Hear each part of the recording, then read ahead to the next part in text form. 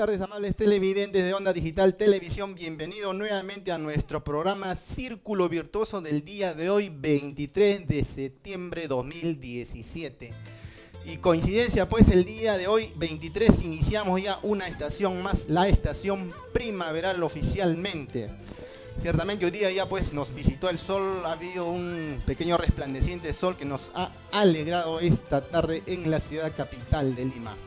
Bueno, esta es la estación más alegre, la estación donde la juventud pues se ensalza más en la alegría y todos nos unimos a esa alegría, todos nos contagiamos con ese espíritu juvenil para seguir luchando por las grandes preocupaciones, haciendo patria, haciendo empresa, creciendo y todo por los intereses de nuestro querido Perú. Y esta semana, pues el domingo pasado, como bien sabemos, ya pues juramentó el nuevo gabinete ministerial.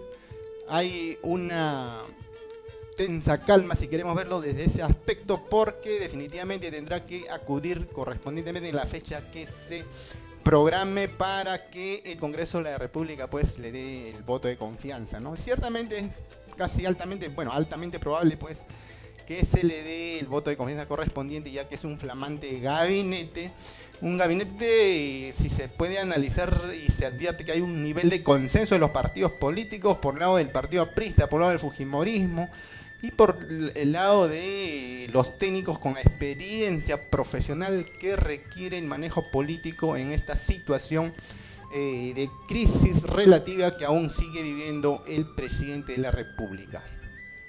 Otro aspecto fundamental es que, bueno, los críticos siempre están un poquito no muy bien con el entusiasmo que debería existir, porque manifiestan pues que pese a este cambio, a este remozado gabinete, aún así el presidente Pedro Pablo Kuczynski seguirá decayendo y probablemente se genere una post-crisis que podría devenir incluso en la vacancia. Nosotros desde nuestra parte no creemos que eso va a ocurrir, consideramos que va a despegar un poco ya el talante de los técnicos, quienes están ahora apoyando en la conducción de este gobierno. Y en este sentido, hay todo un tema en debate y bueno, cada día está más cerca lo que se ha venido en debate, anunciando y confrontaciones, idas y venidas. Digamos que el Perú está dividido en un 50% a favor y el otro 50% aún en contra, referente a lo que es el indulto al expresidente Alberto Fujimori. Algunas encuestas están revelando que en realidad ya hay una gran mayoría que sí lo acepta, pero eso todavía pues con estas situaciones que sigue viviendo el país, aún hay un alto porcentaje que rechaza el indulto presidencial. Recordemos pues que el presidente Fujimori el 5 de abril de 1992 pues en su mensaje al país pues disolvió el Congreso, y una de sus, dentro del discurso que preparaba pues Hernando de Soto, Fujimori dijo pues disolver, y se disolvió el Congreso, se cerró pues el Parlamento, el Poder Judicial entró todo en reestructuración, el Consejo Nacional de la Magistratura, la Contraloría General de la República. Es decir, fue una situación bastante complicada, y dentro de lo que nosotros podemos analizar el discurso de aquella fecha, parece que poco se ha logrado en cambios que requiere nuestro país, ¿no? El presidente de la República decía: hoy sentimos que algo nos impide continuar avanzando por la senda de la reconstrucción nacional, el progreso, y el pueblo del Perú sabe las causas de este entrampamiento, sabe que no es otro que la descomposición de la institucionalidad vigente, el caos, la corrupción, la falta de identificación con los grandes intereses nacionales de algunas instituciones fundamentales como el poder legislativo, el poder judicial, traban la acción del gobierno orientada al logro de los objetivos de la reconstrucción y el desarrollo nacional. Agregaba también que la inoperancia del Parlamento y la corrupción del Poder Judicial se suman a la evidente actitud obstruccionista y conjura encubierta contra los esfuerzos del pueblo y del gobierno por parte de las cúpulas partidarias. Estas cúpulas partidarias, expresión de la politiquería tradicional, actúan con el único interés de bloquear las medidas económicas que conduzcan al saneamiento de la situación de bancarrota que precisamente ellos mismos dejaron, decía el expresidente hoy aún preso. Y agregaba, ¿no? El pueblo del Perú, las grandes mayorías reclaman que las energías nacionales sean canalizadas, orientadas y administradas por instituciones eficientes, comprometidas con el supremo interés de la nación, agregaba en su discurso Alberto Fujimori. Nadie duda que el Perú puede continuar postergándose indefinidamente y requiere cambios socioeconómicos fundamentales. Es por ello que hoy más que nunca el Perú necesita no un parche, no una reforma parcial, sino una verdadera transformación, una profunda transformación, sintetizaba en aquella fecha. Y se preguntaba, ¿cuál es la institución o mecanismo que permitiría realizar todos los cambios profundos que a su vez hagan posible el despegue del Perú? Sin lugar a dudas, ni el Parlamento ni el Poder Judicial son hoy por hoy agentes de cambio, sino más bien frenos a la transformación y al progreso. Adicionalmente, en el discurso decía, todo cambio social verdadero debe tener como eje fundamental a la juventud, pero una juventud llena de una mística absolutamente nacionalista. Este es un país de jóvenes y es la juventud la que va a decidir el futuro. Es la capa sensible más idealista y honesta de la población. Hay que evitar que se contamine con la droga, el fanatismo o la frustración, agregaba el expresidente dictatorial. Esto marcó el hito de una dictadura donde el día 20 de septiembre posteriormente se revela pues con el Vladivideo Curi Montesinos, y donde se derrumba totalmente este régimen del presidente Fujimori en su pretensión de reelegirse, y finalmente decae. Bueno, Montesinos tuvo que fugar del país y Alberto Curi Mumachar finalmente tuvo que entregarse a la justicia a cumplir sus delitos, aunque ahora Beto Curi manifiesta que no fueron delitos, fueron errores de juventud, errores de percepción que en su momento, por su poca experiencia política, le llevó a cometer estos errores, manifiesta Alberto Curi.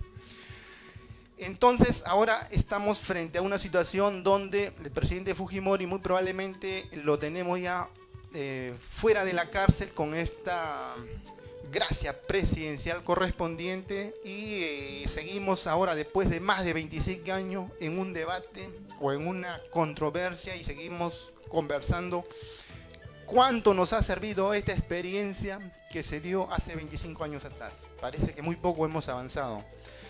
En algunas consideraciones que siempre se agregan en los debates, que con la exigencia del ISO 37001, estimados televidentes, con este ISO 37001 que se exige a las corporaciones, a las empresas, con estas normas antisoborno y con el gran reto que INACAL viene implementando, debería evitarse repetirse situaciones que se han venido advirtiendo.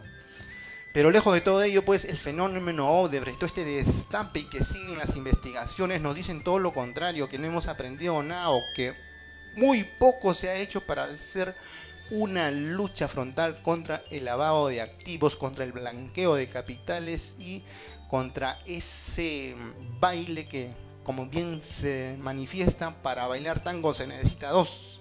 Es decir, no se trata solamente de las autoridades que están en el poder, sea gobiernos regionales, locales o gobiernos nacionales, o los llamados técnicos de los ministerios correspondientes, sino que por el otro lado está pues el ámbito empresarial, y son precisamente los empresarios quienes tienen que de alguna manera delimitar frente a la corrupción, quienes de un lado u otro, o sea, desde parte del poder o desde parte del empresariado, alguien, como quien dice, lanza la alternativa de la comisión o de la comisión del 10%, el famoso diezmo, y esperemos que con esta exigencia de las normas antisoborno y el ISO 37001, el Perú realmente se desprenda de estas situaciones que han venido afectando mucho a nuestra economía nacional. Vamos a una brevísima pausa, amables televidentes, y continuamos con el programa.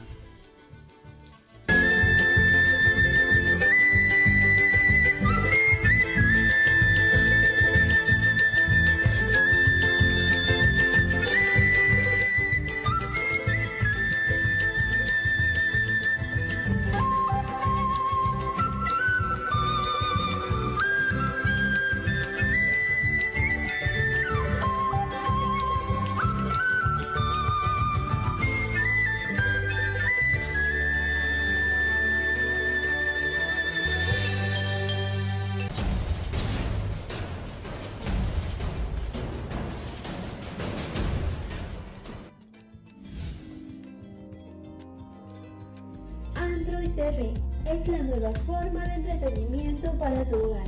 Haz de tu TV una verdadera televisión inteligente. Android TV es un dispositivo que te permite navegar por internet, ver películas, divertirte con juegos, descargar aplicaciones de entre las 1000 aplicaciones disponibles en Google Play. Navega, usa tu Android TV para navegar tal y como lo haces en tu computadora de escritorio. Ve películas a través de las aplicaciones disponibles o de las miles fuentes del internet. Juega y diviértete con los juegos más populares para Android. Además, permite la instalación de emuladores como Super Nintendo y PlayStation 1. Kodi, configurado con la mejor programación de películas y canales. Android TV es la televisión realmente inteligente. Todo está listo para que Trujillo viva la gloria y muestre el talento de su juventud al mundo en el Campeonato Panamericano de Atletismo Sub-20 a desarrollarse del 21 al 23 de julio. Son más de 40 países quienes arribarán a nuestra ciudad para buscar alcanzar la gloria de la presea dorada y alzarse en el podio del complejo Chan-Chan.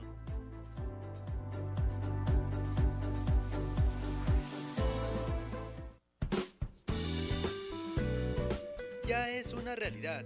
La Central de Tráfico, Riesgo y Monitoreo, una moderna infraestructura interconectada con lo último en tecnología de videovigilancia. Más de 10 millones de soles que garantizarán la vigilancia de la ciudad las 24 horas del día en tiempo real.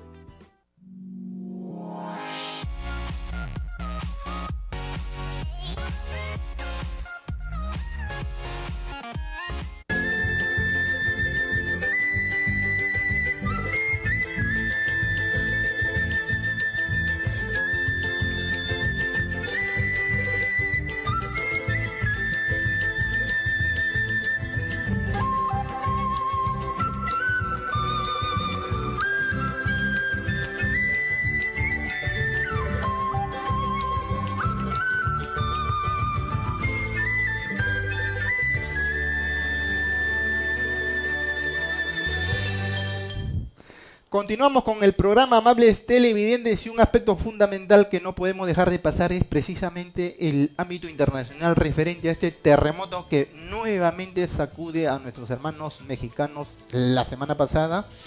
Y efectivamente, pues esa preocupación se viene viene tornando cada vez más fuerte en nuestro país, siendo un país sísmico. Debemos estar muy preparados frente a cualquier situación de esa naturaleza, de un sismo de 8 o 9 grados que prácticamente, como los especialistas lo han manifestado, si se diera esto en la noche, en la oscuridad, pues sería catastrófico para nuestro centro histórico de Lima, y hay que estar alerta frente a esta situación. Ya se han dado pues todas las recomendaciones imprescindibles para evitar una catástrofe, pero sobre todo para salvar nuestras vidas, porque frente a una situación tan complicada y en la oscuridad sería bastante lamentable, pero por lo menos estando alertas, estando preparados, por lo menos salvaremos nuestra vida los limeños, que es pues la situación de una Lima tan atosigada, con una ciudad ya con construcciones bastante deterioradas. En realidad pues nos exige estar muy alertas en todo instante. Estamos septiembre, viene el mes morado posteriormente, el mes de los temblores, es decir, siempre hay que estar a la expectativa frente a una situación que nos pudiera sorprender. Y algo que tenemos que aprender nosotros los peruanos es esa unidad de los hermanos mexicanos, como muy rápidamente reaccionaron frente a esta catástrofe, ¿no? Claro, hay cientos de muertos, pero pudieron ser mucho más complicados, y el post-terremoto hizo que esto rápidamente se unieran, ¿no? Las unidades, la brigada, los bomberos, las autoridades. Entonces esa experiencia tenemos que rescatar en nuestro país en todos los ámbitos, ¿no? En las esferas de los gobiernos nacionales, los gobiernos regionales, el presidente de la República con todas sus instituciones que corresponda, y la sociedad civil, ciertamente, ¿no? Un aspecto fundamental es la unidad. Mucho se manifiesta que los peruanos vivimos enfrentados entre peruanos, y eso hay que desterrar totalmente, ¿no? El peor enemigo de un peruano es un peruano, dicen, y eso no podemos permitir que se siga haciendo ese cliché a nosotros los peruanos, ¿no? Como bien decía pues este mexicano, no es gaucho, ¿no? Fierro, ¿no? Los hermanos manténganse unidos siempre, ¿no? Esa es la ley primera, decía, ¿no? Tengan unión verdadera en todo tiempo que fuera, porque si entre ellos pelean, lo devoran los de afuera, ¿no? Entonces hay que unirnos todos, esa unidad nos va a ayudar bastante. Jorge Basadre también nos daba dentro de esos pasajes, cuando realizamos la educación cívica o la historia del Perú, que nos decía Jorge Basadre, ¿no? Pues no es mejor país aquel que tiene grandes riquezas, sino de mejores hijos para engrandecerla. Esos mensajes que nos dieron aquellos hombres de la civicidad, de la historia, hay que rescatarlo y hay que ponerlo en práctica constantemente para hacer frente a cualquier situación que nos pudiera sorprender en cualquier momento. Y retomamos el tema del ISO 37001 y consideramos pues que esta exigencia ya en estos tiempos post el fenómeno Odebrecht, no tanto el fenómeno, esta retaíla y esta seguida de corrupción que inclusive viene después arrinconando al Estado peruano con estos abogados norteamericanos que se ha contratado por parte de la constructora para pedir pues una indemnización enorme, millonaria al Estado peruano. El Estado peruano ciertamente no se ha quedado atrás, ya está enfilando sus baterías jurídicas para defenderse como corresponde. Lo que nos preocupa ciertamente es qué tanto estamos haciendo, porque lógicamente esto va a tener que continuar su curso, pero posterior a esta situación que hemos vivido, esta experiencia muy lamentable, ¿qué es lo que estamos haciendo los peruanos, las autoridades, desde el mundo empresarial, los colegios profesionales, el colegio de abogados, el colegio de economistas, el colegio de contadores, las alcaldías correspondientes? ¿Qué tanto estamos avanzando para evitar que esta situación se repitiera en las próximas gestiones de los gobiernos regionales cuando ello ocurra? Digamos, me refiero a su juramentación. ¿Es suficiente el ISO 37001? ¿Es suficiente el mensaje que dan aquellos ciudadanos que estuvieron inmersos en esta corrupción, que ya pues se han arrepentido y van a pagar su culpa en la cárcel, y cuando salgan de la cárcel ya se habrá superado, ya estaríamos hablando de recuerdos futuros, ocurrió esto y esta historia nunca más se repetirá en nuestro país? ¿Será cierto esto? Un ciudadano que da mucho que hablar por la situación que vivió, pues me refiero pues a este símbolo de la corrupción. De repente estamos exagerando un poco, pero eso es Vladimiro Montesinos con Alberto Curi Bumachar. Después que Alberto Curi sale pues de purgar su condena correspondiente, él se dedica pues a estudiar Derecho en la Universidad de San Martín, ¿no? Con jovencitos de 20 años, 18, ¿no? Los calichines ahí. Bueno, ahora ciertamente pues este ciudadano ya está pues en actividad profesional, no ejerce precisamente lo que es en el Poder Judicial como abogado litigante, ciertamente, sino más bien es el abogado del mundo empresarial, ¿no? Asesora a mineras, a corporaciones transnacionales. Digamos que ahora pues está recuperándose de del peor error que cometió en su vida.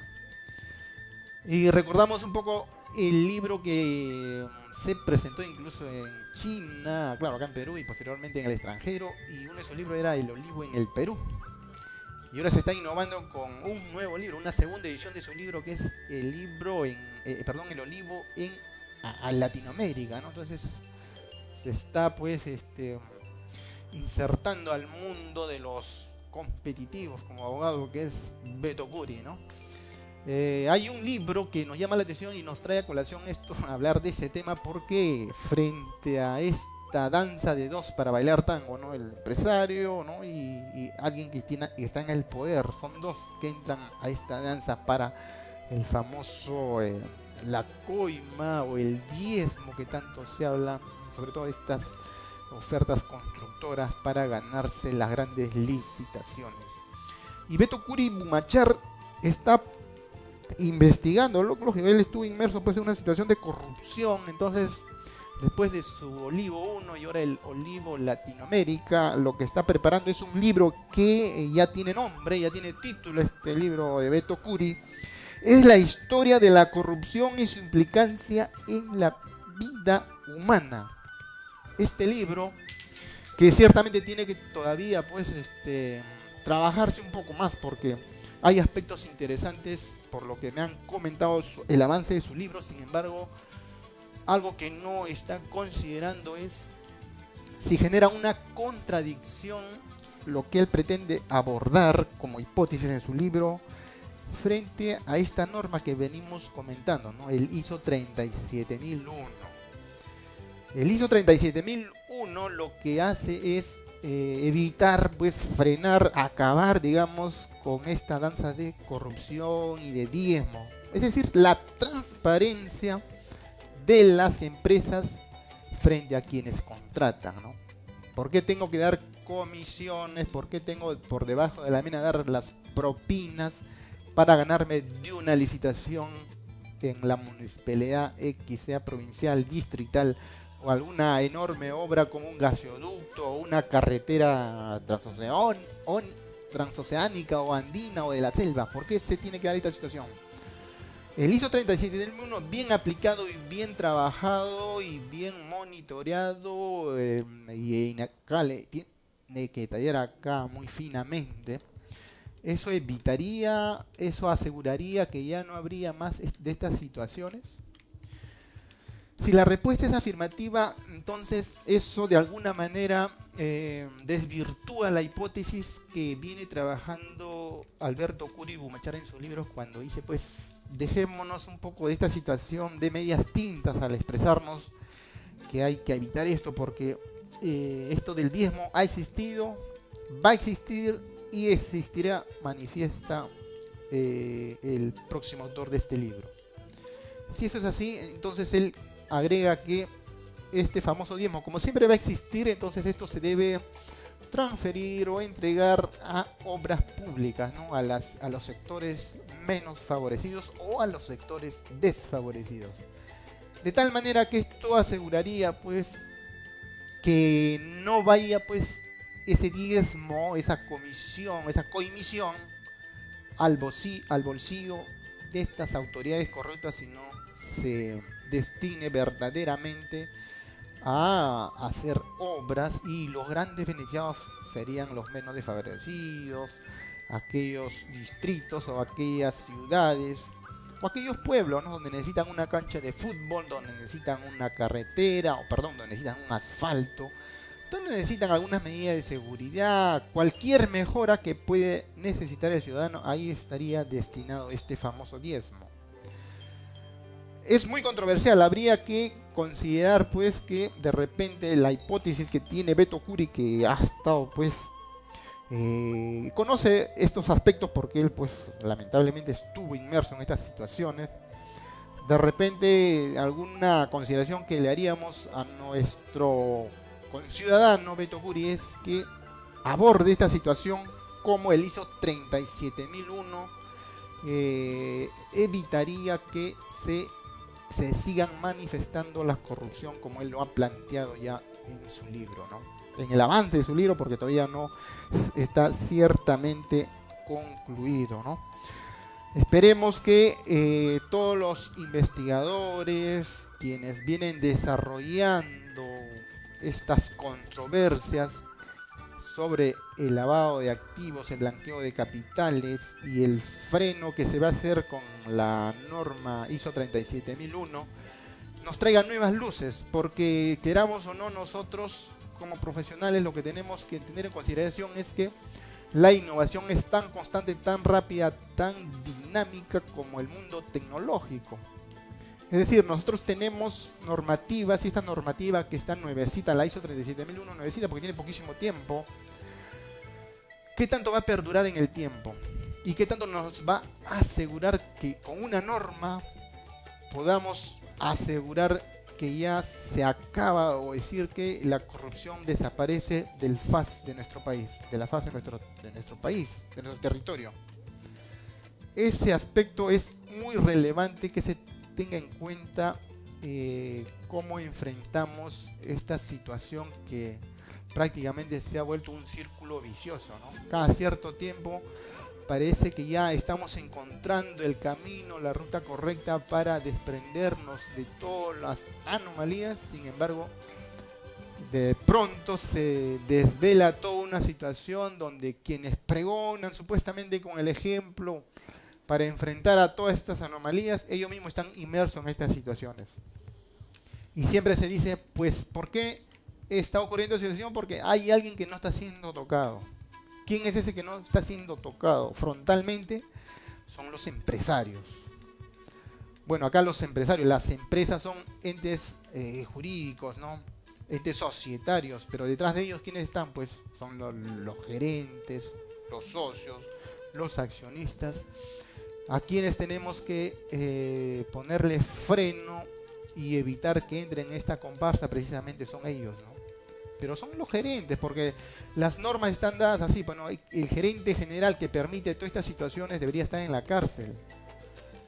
Pero ahí hay una debilidad, efectivamente. Hay una debilidad donde no se está haciendo frontal en el mundo empresarial. Seguramente es difícil abordar este tema porque las empresas dinamizan todo con su actividad, con el desarrollo de obras, desarrollo de su actividad lucrativa, como queramos verlo, desde cualquier enfoque, desde cualquier ámbito, ellos dinamizan nuestra economía. Pero una forma directa y frontal de acabar con la corrupción es atacar ese aspecto que no ha sido tomado en cuenta en todas las normativas que se han venido desarrollando. El ISO 37001 definitivamente va a asegurar y va a frenarlo. Pero como dice Beto Curi en el libro que está desarrollando, esto es una práctica que seguirá existiendo. Entonces, ¿qué hacemos? ¿Nos quedamos de brazos cruzados o hay que innovar? O el ISO 37001 prácticamente está incompleto y algo más necesita adicionarse para acabar con estas anomalías que tanto daño han hecho a nuestra economía. Bien, amables televidentes, vamos a una brevísima pausa y continuamos.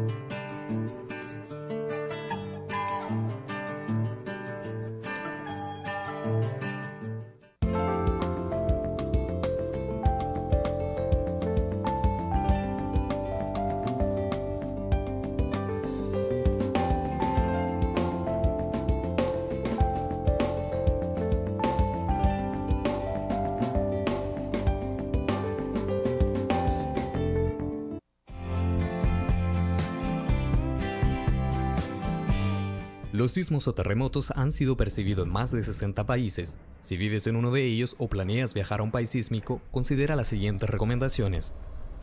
Antes de un terremoto, ten siempre a mano un botiquín de primeros auxilios, una o más linternas en mano. Se recomiendan aquellas de dínamo por su autonomía. Si no puedes acceder a uno, considera siempre tener baterías para 2 o 3 días, agua embotellada y comida no perecible.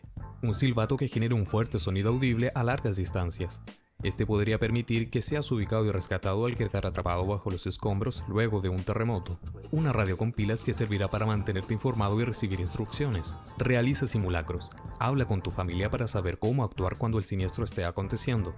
Identifica las zonas seguras y salidas de emergencia del lugar donde te encuentres. Infórmate sobre los números de contacto de los servicios de emergencia. Disminuye los riesgos. Asegura firmemente todos los objetos que puedan ocasionar daños, tales como cuadros, espejos, lámparas y otros. Durante un terremoto, agáchate, cúbrete y sujétate. En la medida de lo posible, intenta mantener la calma. En el interior, aléjate de muebles, ventanas y lámparas. En el exterior, aléjate de los edificios, muros y postes eléctricos. Si te encuentras conduciendo, detén el vehículo en un lugar seguro. Enciende las luces de emergencia y permanece en su interior. Después de un terremoto, cierra las llaves de agua, luz y gas. Utiliza las escaleras, nunca ascensores. Ilumina con linterna. Al hacerlo con fuego podrías exponerte tú o alguien a tu alrededor a daños por fuga de algún elemento inflamable. No ingreses a edificios o lugares dañados. Si estás atrapado, cúbrete la boca y nariz. Evita gritar para prevenir alguna asfixia con el polvo. En su lugar, golpea con un objeto para indicar tu posición. Si alguien se encuentra herido, manténlo inmóvil a menos que exista un peligro inminente de sufrir daños. Mantente alerta a las posibles réplicas que puedan suceder. No utilices tu teléfono para realizar llamadas de voz. En su lugar, usa los mensajes de texto. Estas son algunas de las prácticas más recomendables para que te puedas proteger junto a tu familia ante un posible terremoto.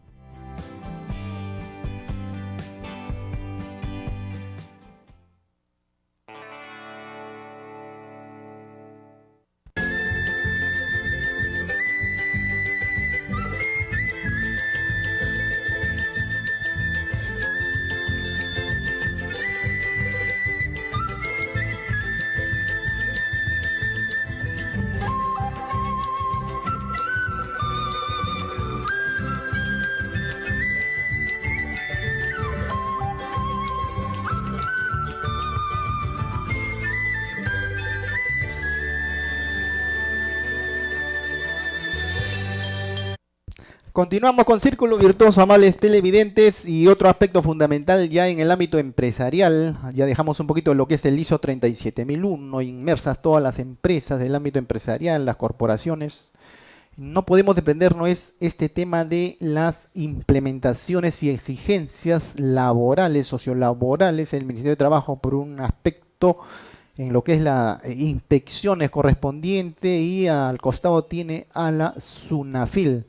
¿No? Estas inspecciones en programas anteriores ya hemos manifestado referente a la exigencia y cómo elaborar su reglamento interno de trabajo para que nuestros amigos empleadores se aseguren tener dificultades o enfrentamientos o juicios laborales frente a sus trabajadores cuando suceden situaciones donde, si no se da en la etapa de conciliación, la conciliación, valga la redundancia, terminan yendo a un juzgado laboral para que el juzgado laboral dilucide esta situación controversial que se da en situaciones donde a veces se tornan inmanejables y donde se invierte la carga de la prueba, ¿no? El trabajador exige pues que el trabajador demuestre qué hizo, qué no hizo, qué omitió, en qué se equivocó.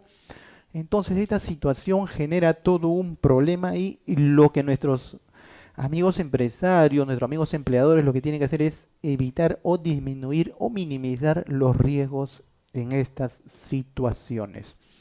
Yo me auxilio un poquito de la frase que ha revelado acá Hildebrand en sus 13, un poco de ironía ciertamente, ¿no? Dice, por ejemplo, en el aspecto laboral no te sientes satisfecho. Tienes toda la razón, tu esfuerzo no es apreciado, dice. Y tus aportes se pierden en la maralla de la burocracia. tus jefes o tu jefe es una media niña que te teme y mezquina tus logros. La buena noticia es que la próxima semana te despedirán y todo va a ir bien. Bueno, estas situaciones, así como lo manifiesta, suelen darse en el mundo empresarial, donde el empleado, el trabajador, el obrero está desarrollando su actividad y de pronto pues siente que no es reconocido, ¿no? No es reconocido y esta situación se torna a veces inmejorable. Finalmente termina en la calle, en el argot popular, pues termina despedido y después vienen estas situaciones donde acude pues el trabajador al Ministerio de Trabajo a reclamar todos sus derechos correspondientes, exige la indemnización de los 12 sueldos si tiene pues ciertamente un buen periodo de trabajo y situaciones donde lamentablemente es definitivamente el empleador que tiene que hacerle frente a estas situaciones, ¿no? Y una situación que ya no está tanto en este aspecto que es despedido o retirado del trabajador o el retiro de la confianza, si se trata de un trabajador de confianza, es lo que tanto se exige y se viene tratando de inspeccionar mucho más con la rigurosidad, si se quiere usar el término, es sobre la seguridad y salud en el trabajo.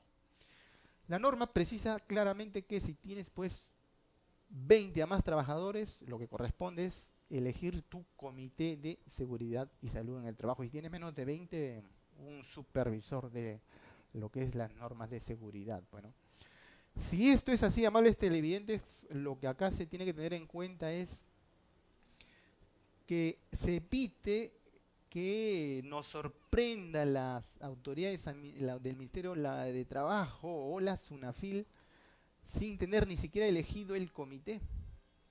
Y un craso error que podría darse es que pocos días, o si han tomado conocimiento, o si por un medio de comunicación se dice la SUNAFIL está lanzando una campaña de inspecciones sobre el tema de seguridad y salud en el trabajo, se pretende armar toda la documentación, cosa es complicadísima. Entonces, una recomendación para nuestros amigos es que eviten esto, hacerlo a última hora. Bueno, entonces, los protocolos de elección, lo que corresponde es, hay un comité electoral que va a nombrar las ternas o los candidatos y el empleador tendrá pues que elegir o nombrarlo pues a sus 4 mínimos, mínimo 4, máximo 12, ¿no? Nombrar a los 4 representantes por parte del empleador y por parte de los empleados se elige en una fecha correspondiente, ¿no? El protocolo tiene que respetarse y tiene que guardarse las pruebas, las fotos correspondientes, las filmaciones, las actas donde se llevó a cabo la referida elección, ¿no? Nombrado este comité de seguridad y salud en el trabajo, inmediatamente lo que tienen que es trabajar el plan anual de capacitación. Este plan anual de capacitación hay que tener en cuenta de que no necesariamente quienes son elegidos son expertos en la materia, ciertamente. Entonces lo más práctico, lo más saludable, lo más sano es que el empleador, pues, que va a correr con todos estos costos, ciertamente, tiene que, yo considero, pues, asesorarse, ¿no? O contratar una consultora especialista en estos temas, ¿no?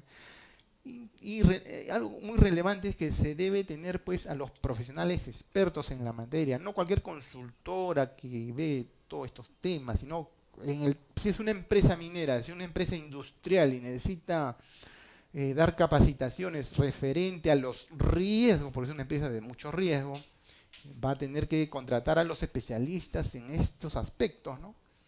Desde el uso de extintores, máquinas pesadas, cómo evitar estos accidentes tan frecuentes que se suelen dar si no tomas las medidas correspondientes.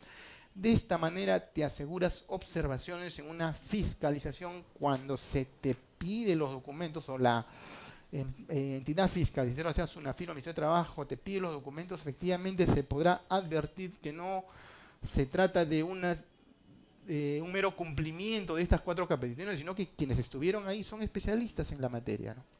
Es decir, si yo voy a dar una capacitación a una empresa comercial y soy abogado laboralista, tengo la expertise, conozco, soy especialista, aspectos normativos de cumplimiento, cómo cumplir y cómo asesorar y llevar a cabo todo el plan anual de capacitación, aspectos ergonómicos, con mi equipo podría coadyuvar a asegurar que ellos están suficientemente preparados o toman conocimiento de que estas situaciones se tienen que evitar para evitar las famosas enfermedades profesionales. Todas estas situaciones, los aspectos ergonómicos, las visualizaciones, lo auditivo, todo tiene que quedar debidamente documentado. Mínimo 4 capacitaciones, amigos empresarios. De esta manera estarías superando un peldaño de observaciones en cuanto a estas 4 capacitaciones que se están exigiendo en una fiscalización. Otro aspecto importante es el cuidado y el guardado y la reserva de la información, amables televidentes. Sucede pues que hay trabajadores que por alguna razón están padeciendo de algunas enfermedades, o estas enfermedades se dan ya cuando están en labores, ¿no? Tienen el año 2, el año 3 en actividad y de pronto surgen estas estas enfermedades profesionales. Algo que se exige bastante es el trabajador que ingresa a laborar se le tome pues el examen correspondiente íntegro, ¿no? Examen de salud y con los profesionales de salud que están autorizados debidamente, ¿no? Cuando el trabajador se retira ya renuncia o se va o es despedido, cualquier razón que podría darse, pero ya se desvincula del empleador o de la empresa, también se debe exigir un examen para ver el estatus en que se encuentra este trabajador. Sucede que muchas veces el empleador dice, bueno, ya se está retirando el trabajador, ya es imprescindible, ¿para qué tomar un examen adicional? Amables televidentes, es muy importante porque, por ejemplo, ¿qué ocurriría si en 1 año, 2 años este ciudadano, este trabajador, este empleado que en su momento estuvo laborando para su empleador, está postrado en un hospital y dentro de las investigaciones dice que producto de la labor que desarrolló en 5, 4, 8, 10 años, se ha generado esa enfermedad? Definitivamente, ¿quién va a ser el afectado? Va a ser precisamente el empleador. Entonces el empleador, teniendo el documento del certificado, digamos, de inicio de labores de ese ciudadano que estuvo vinculado en su momento, y el último certificado cuando se retiró de la empresa, ahí se manifiesta cómo estuvo su situación. Si estuvo sano, no tuvo ningún problema. Cuando se retira también el examen dice lo mismo y firman pues los profesionales de la salud. Eso definitivamente va a librar a nuestros amigos empresarios, a nuestros amigos empleadores, de un juicio, de una reparación muy alta, muy cara, pues bastante pecuniaria a nivel de desembolso. Recordemos que ciertamente si estamos hablando de un trabajador que estuvo vinculado por 5 o 10 años, habrá tenido pues su seguro correspondiente, ¿no? El Salud Vida o cualquiera de estos seguros que te permite tener pues frente a cualquier situación de riesgo, de enfermedad o de fallecimiento o accidente, cubrir, ¿no? De tal manera que el empleado no desembolse del bolsillo de sus empresas, de su empresa un monto para indemnizarla. Pero si no se guardan los documentos correspondientes, la consecuencia sería bien complicada, ¿no? Entonces hay que guardar los documentos correspondientes. A manera de tips, digamos, en cuestión de conservar los documentos en enfermedades ocupacionales hay que guardar 20 años. Un craso error también que se viene advirtiendo es que se van por el tema de los 10 años. No se ha hecho muy común esto allá. Soy el empleador, solamente guardo 10 años. ¿Por qué? Porque seguían un poquito del tema tributario. Dicen, en el aspecto tributario se guarda 4 años ya tomando el 5 años por el siguiente año que computan, etcétera. 5 años guardas y después quemas, desapareces toda la documentación tributaria. Pero en el aspecto laboral sí, pues hay que duplicarla, 10 años. Y no es así, mira, en el tema de enfermedades ocupacionales hay que guardar 20 años. 20 años, ¿no? Tener en cuenta, muy importante esto. Y los de accidentes laborales hay que distinguirlo eso, pues, ¿no? Las enfermedades ocupacionales, 20 años conservándolas siempre. Y lo que es accidente de trabajo, sí, 10 años, ¿no? Bueno, los otros aspectos sí ya son 5 años. Esos errores tenemos que evitar para evitar situaciones posteriores a la desvinculación del trabajador cuando podría darse unas situaciones de esta naturaleza. Ahora, hay otros aspectos, por ejemplo, en la elaboración del reglamento interno de seguridad y salud en el trabajo. Ahí es un tema eminentemente técnico, ¿no? Dice, ¿quién lo debe elaborar el reglamento interno de seguridad y salud en el trabajo? Hay un aspecto muy relevante que quien tiene que trabajar, digamos, primero, la responsabilidad es definitivamente del empresario, es decir, del empleador. Los especialistas, ¿quiénes son? Son las consultoras, son las empresas dedicadas con la expertise de la elaboración de esto, ¿no? Pero otro error que se suele cometer es, de alguna manera, contratar a alguien que está vinculada, pero no necesariamente es especialista, y tiene por ahí, pues, de repente hasta los modelos de otras empresas, pretenden adecuarla para cumplir con la norma, y ese es otro error que no se debe repetir en el mundo empresarial. Lo que se tiene que elaborar en el reglamento interno de seguridad y salud en el trabajo es elaborarlo concienzudamente, con todos los aspectos, considerando incluso lo que es la identificación de peligros y riesgos, y sobre todo el control, ¿no? O sea, por ejemplo, en el hiper, ¿no? Se elabora todo el hiper, pero no se ha tomado las medidas de control correspondientes. Y todo eso tiene que estar definitivamente documentado. Si por A o B razones has obviado el mecanismo del control del hiper, ya estás en una infracción. Porque frente a una situación donde se advierta que la única manera que el empleador no sea afectado con una enorme multa es específicamente que haya tenido el control. Y si no tiene las medidas de control, definitivamente va a ser sancionado. Hay muchos aspectos que se tienen que tener en cuenta para evitar que se afecte al empleador o a la empresa, ¿no?